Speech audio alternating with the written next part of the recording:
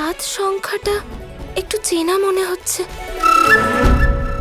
সাত সুরও তো হয়, তাই না? কিন্তু এই 7 দিনে আপনি কি করবেন? জিজ্ঞাসা করছে 7 দিনে কি হবে। আরে দেবী, এই 7 সংখ্যা হলো জীবনের আধার। শোনোনি, 7 জন্ম, সপ্ত ঋষি, সপ্ত লোক। আমার এরকম মনে হচ্ছে যে তুমি আমার কথা বিশ্বাস করছো না। তাহলে ঠিক আছে, আমি আদিযোগী তোমাকে আমি কথা দিচ্ছি যে যদি এই 7 দিনের মধ্যে তোমার স্মৃতি আবার আমি ফিরিয়ে না দিই, তাহলে আমি পরিণাম স্বরূপ এই পৃথিবী ত্যাগ করব।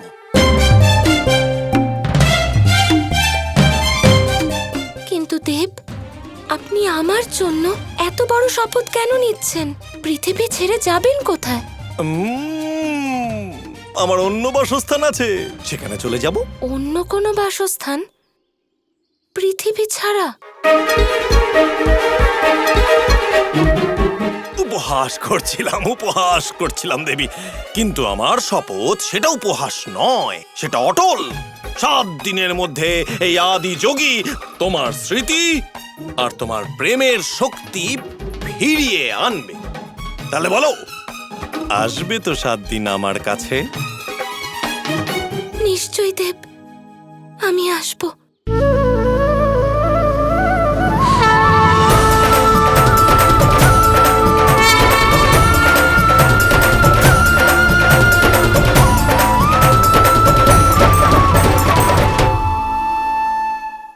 ওম নমঃ শিবায়। ওম নমঃ শিবায়।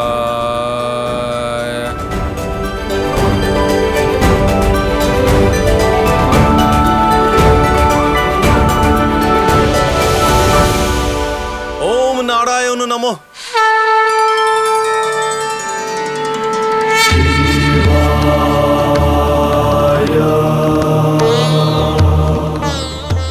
এই আপনি কি করছেন আরাধ্য? আজ আমার আরাধ্য মহাদেব ধরিত্রীতে এসেছেন, তাই ওনাকে পুজো করছি আমি। ধন্যবাদ প্রভু, আমাকে অনুমতি দিন, আমি আপনাকে সাহায্য করি। প্রতিজ্ঞা আপনি করে নিয়েছেন মহাদেব, এখন আর অনুমতির কি প্রয়োজন? একটাই পথ আছে আপনাকে সাহায্য করার জন্য প্রভু, আর আমি ভালো করেই জানি যে একমাত্র আপনি রাধার স্মৃতিশক্তি ফিরিয়ে আনতে পারেন। হ্যাঁ মহাদেব, আর আপনি জানেন যে এটার জন্য আমাকে কি করতে হবে। 7 সংসার থেকে এক একটা সুর বের করেছিলাম আমি, এবার সেই সমস্ত সুর হারিয়ে গেছে। এবার আমাকে সপ্ত লোক রচনা করতে হবে, এমন লোক যেখানে আমি আর রাধা আজ পর্যন্ত থেকে এসেছি। আমি জানি, আমার বিশ্বাস যে আমার প্রভু এটা নিশ্চয়ই করবেন। শুধু রাধার জন্যই নয়, বরং সম্পূর্ণ সংসারের মঙ্গলের জন্য। এই সম্পূর্ণ ব্রহ্মাণ্ড সেই মুহূর্তের জন্য অধীর হয়ে অপেক্ষা করছে। মিত্র, শত্রু, জীব, নির্জীব, কেউ যেন এই ঘটনার সৌভাগ্য থেকে বঞ্চিত না হন প্রভু। আমার আরাধ্যের ইচ্ছে আর আমার রাধার জন্য যা আবশ্যক আমি অবশ্যই পূরণ করব।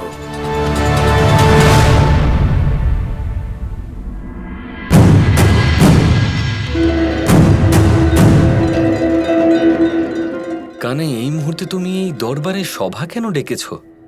এই মুহূর্তে তোমার রাধার সঙ্গে থাকার কথা ছিল, তাই না? কিন্তু কৃষ্ণ তো দ্বারকাধীশও বটে, আমাকে তো আমার কাজও করতে হবে দাদা। তা এমন কি বিশেষ কাজ আছে যার জন্য এই মুহূর্তে সভা ডাকতে হলো? কারণ তো বিশেষ বটেই, আর আপনি কিছুক্ষণের মধ্যে জানতেও পেরে যাবেন, শুধু ধৈর্য ধরুন।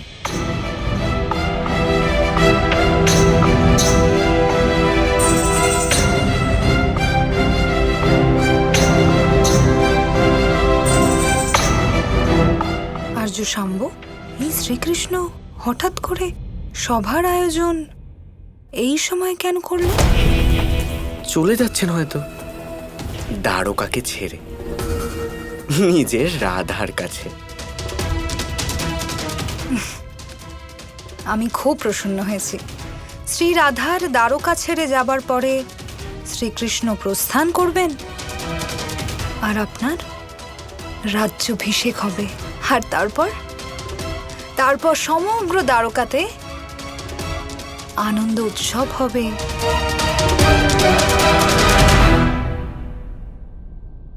আমি একটা অত্যন্ত গুরুত্বপূর্ণ ঘোষণা করতে চলেছি।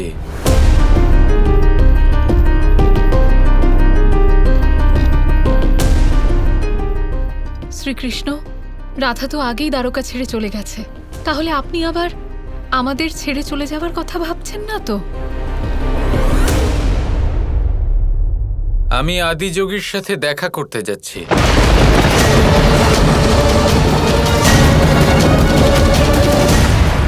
তো বাবা, আপনি ওখানেই থাকবেন নাকি আবার দ্বারকাতে ফিরে আসবেন? এর উত্তর তোমাকে সময়ই দেবে, শাম্বু।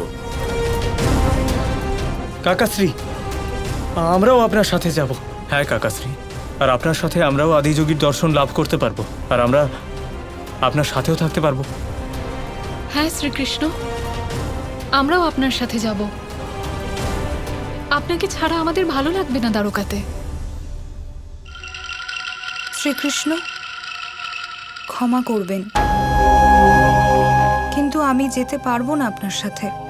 শ্রী রাধা দ্বারকা ছেড়ে যাবার পরে আমার মন খুব বিচলিত হয়ে গেছে। আমি কিছু সময় বিশ্রাম নিতে চাই। হ্যাঁ লক্ষণা, আমিও তোমার সাথে এখানেই থাকবো।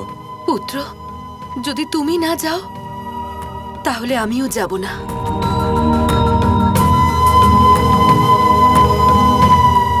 ঠিক আছে, এই সিদ্ধান্ত আপনাদের উপরে ছাড়লাম। আপনারা যদি আসতে চান তাহলে আসুন, আপনারা যদি থাকতে চান তাহলে থাকুন, কিন্তু আমাকে তো যেতেই হবে আদিযোগীর সাথে দেখা করতে, আর রাধার সাথেও দেখা করতে যেতে হবে, কারণ রাধা ওখানেই আছে।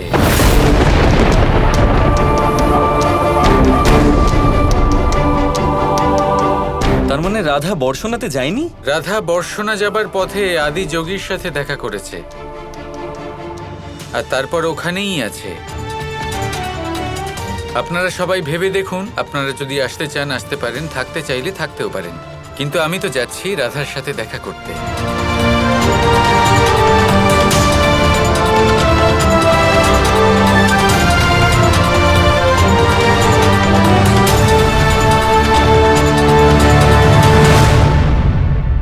রাধা বর্ষণাতে নেই, ও বর্ষণাতে পৌঁছায়নি।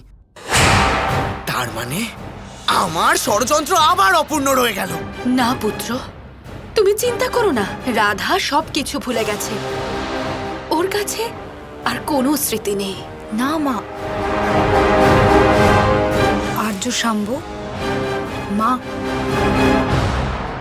আমাদের শ্রীকৃষ্ণকে ওই রাধার সামনে একান্তে যেতে দেওয়া ঠিক হবে না। আমাদের ওনার সাথে যেতে হবে।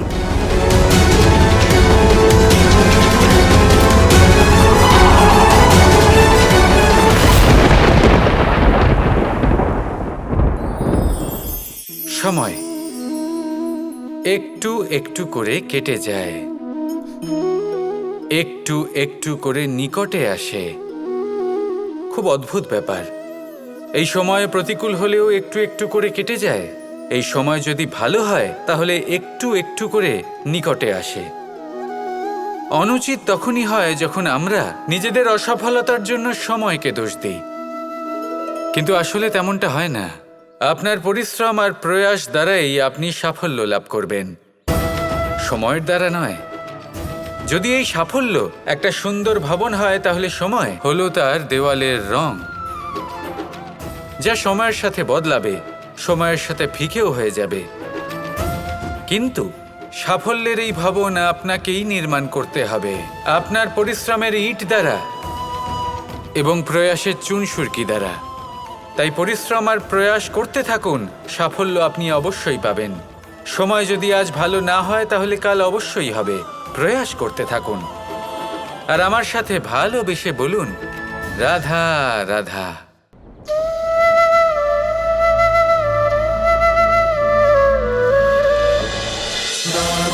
Krishna Krishna Krishna Krishna